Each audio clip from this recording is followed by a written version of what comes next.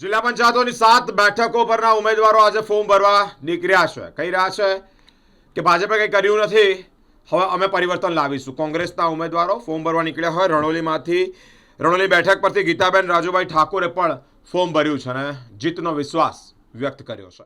આજરોજ અમે વડોદરા તાલુકા કોંગ્રેસ સમિતિ તરફથી સાથે જિલ્લા પંચાયત એમાં તાલુકાના 30 તાલુકા પંચાયતની બેઠકોના તમામ ઉમેદવારોને ફોર્મ ભરવા માટેનો આદેશ આપ્યો હતો.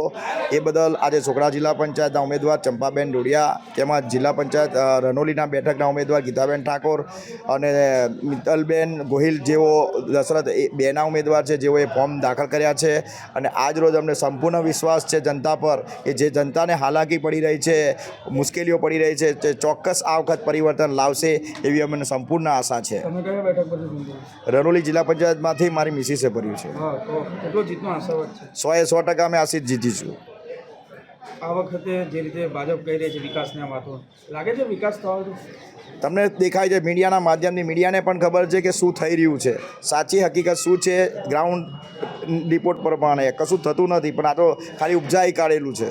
તો હવે પ્રજા વચ્ચે કયા મુદ્દાઓને ધ્યાન રાખીને તમે વોટ માંગો? જે વિકાસ નથી થયો, જે ખોટી રીતે દોરવામાં આવ્યો છે, સાચા મુદ્દાઓ અમે પ્રજા સમક્ષ લાવીશું.